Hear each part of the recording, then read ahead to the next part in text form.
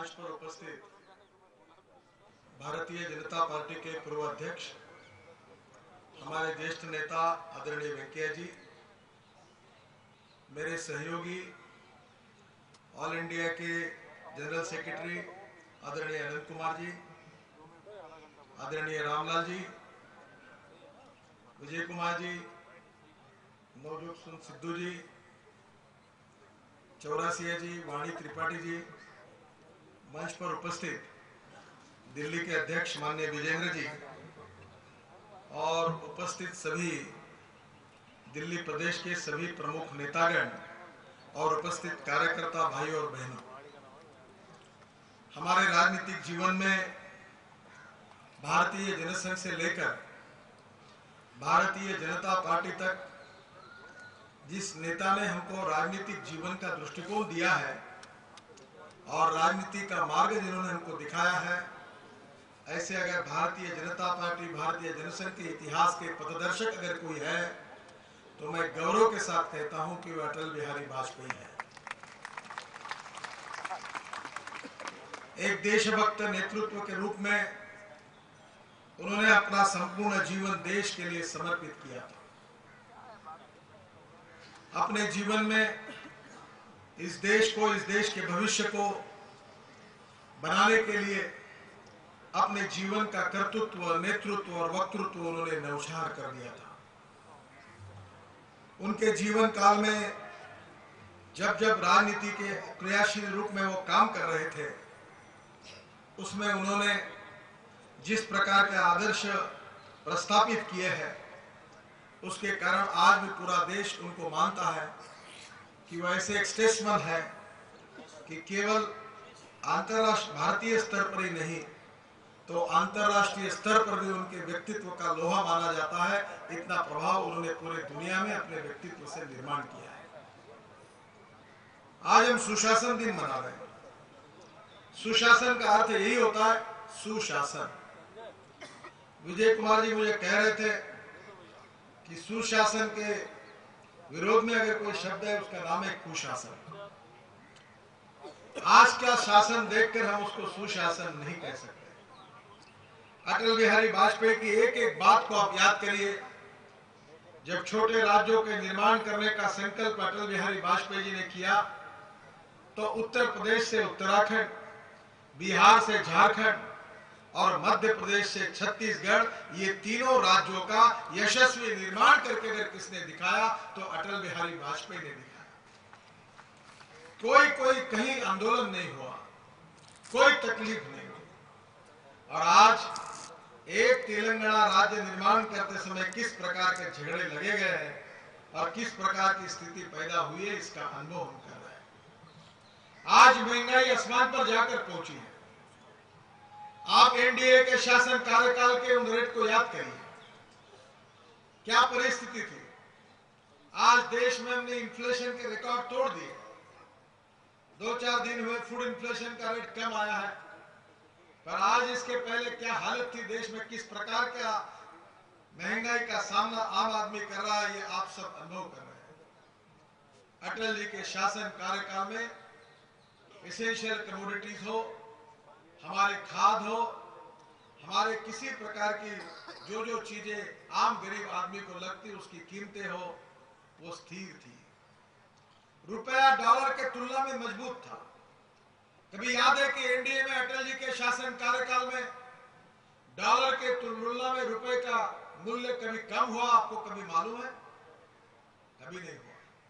उल्टा डॉलर की तुलना में रुपया हर समय मजबूत होते जा रहा था।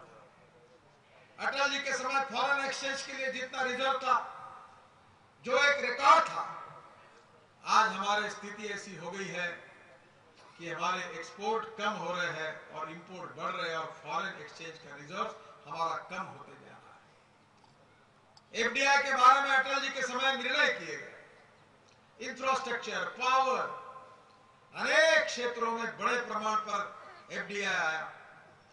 आज तो देश की हालत ये बनी है कि जो एफडीआई आया था वो विड्रॉ हो रहा है। अब जो नया आने का बंद हो गया है और देश के उद्योगपति भी अपना पैसा लेकर दूसरे देश में जा रहे हैं। आज देश में किसान की हालत खस्ता है। अटल जी के समय एनडीए के शासन कार्यकाल में 18 लाख किसानों को किसान क्रेडिट कार्ड दिए गए।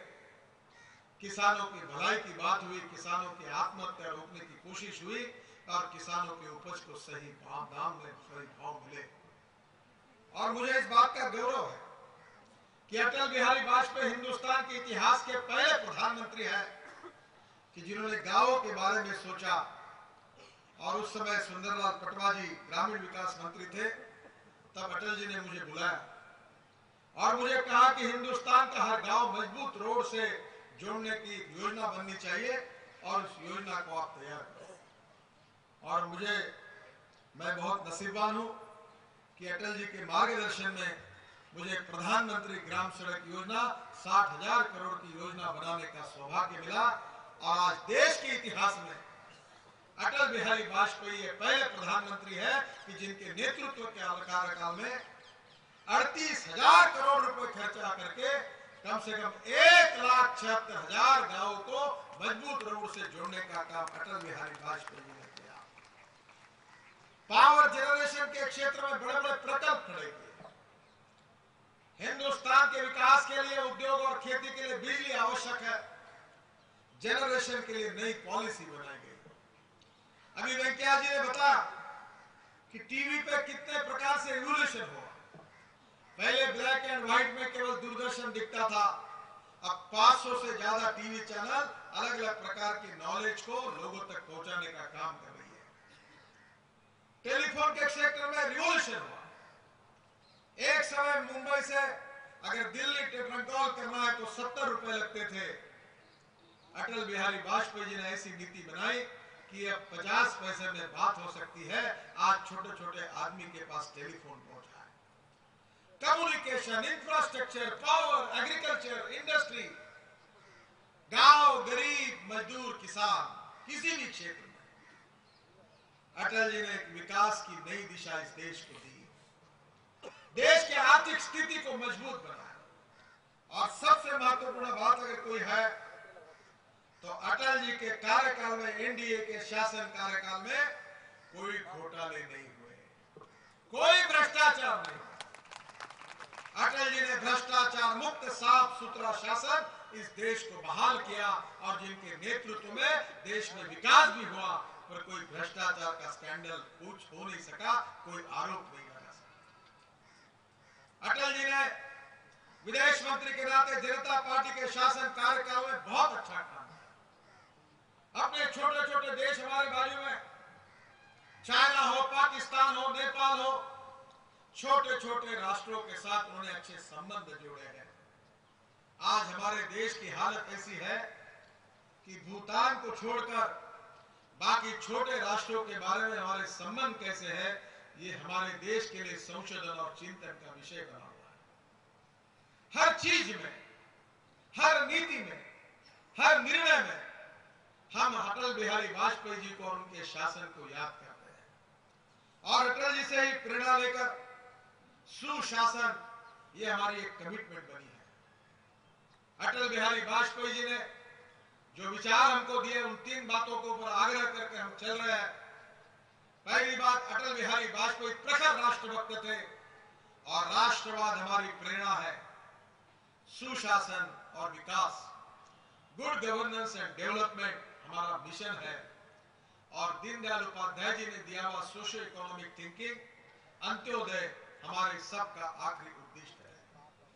समाज का जो आखिरी व्यक्ति है, जो शोषित है, पीड़ित है, दलित है, जो सामाजिक आर्थिक दृष्टि से पिछड़ा हुआ है, जिसके पास रहने के लिए मकान नहीं है, खाने के लिए रोटी नहीं है और पहनने के लिए कपड़ा नहीं है, उसको हम भगवान माने और भगवान मानकर उसकी निरंतर सेवा करते रहे।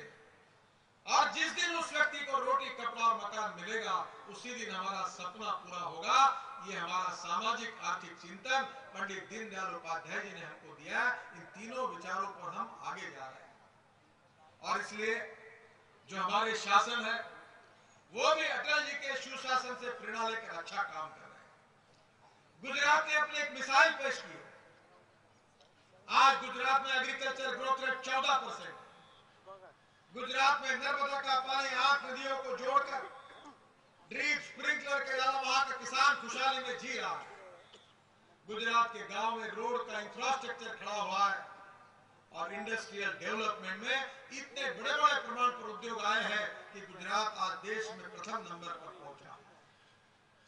हमारे कर्नाटक की सरकार ने किसानों की हालत देखकर, किसानों को मुफ्त में बिजली देकर 1% केवल ऋण पर ब्याज पर किसान को कर्जा उपलब्ध करा के दिया।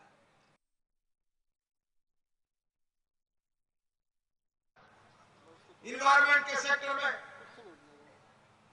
हमारे हिमाचल की सरकार ने लगातार अच्छा काम किया और इसलिए जब भी मीडिया में दिल्ली में जो भी अवार्ड मिलते हैं वो एनडीए शासित भाजपा शासित राज्यों को मिलते हैं।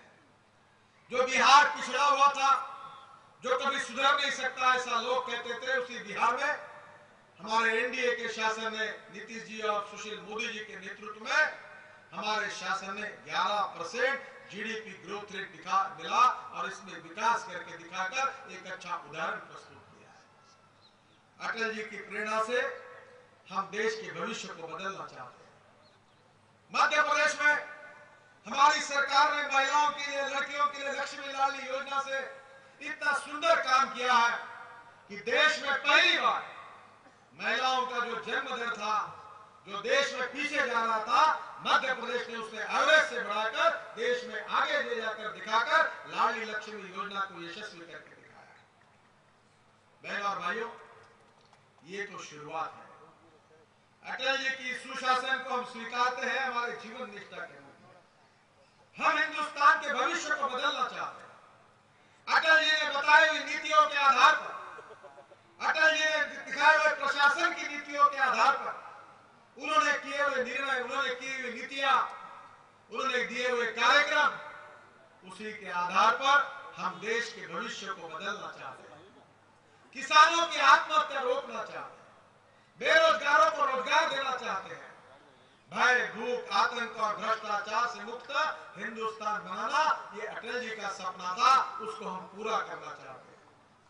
मैं अगर ये कहूंगा कि अटल जी के दिखाए हुए मार्ग पर आज की वर्तमान स्थिति का मैं ज्यादा वर्णन आपके सामने करना नहीं चाहता, पर आप सब उसका अनुभव कर रहे हैं।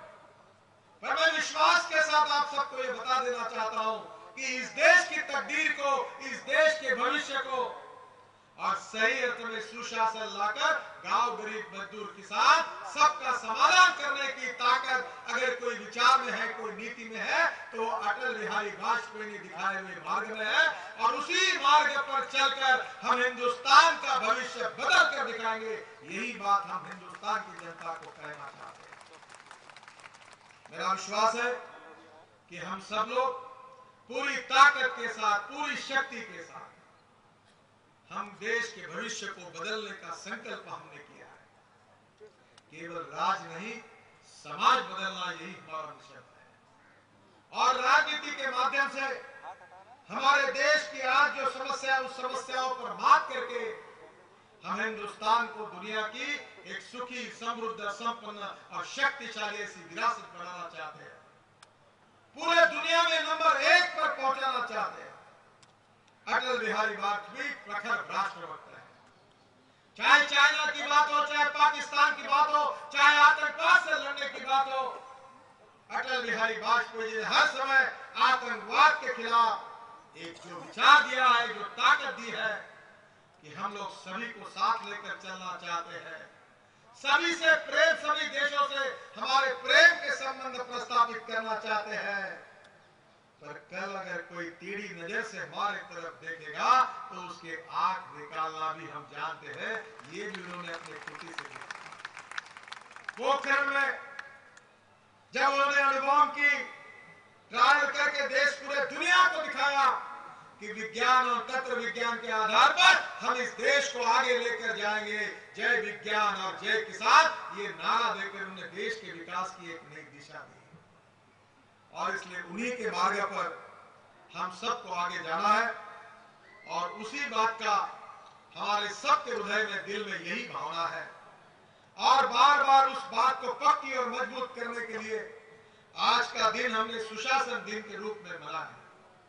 मैं आप सबकी ओर से भगवान से प्रार्थना करूंगा कि अटल जी को शतायुषी करें, उनकी लंबी उम्र उनको मिले और उसके साथ उनका स्वास्थ्य भी अच्छा हो और भगवान उनको अच्छा स्वास्थ्य दे और अटल जी हमें ऐसा आशीर्वाद दे, ऐसी शक्ति दे कि उनके ने दिखाए हुए मार्ग पर हम हिंदुस्तान का जो सपना अटल बिहारी वाजपेयी के आंखों में था, वो सपना हम निश्चित रूप से पूरा करेंगे।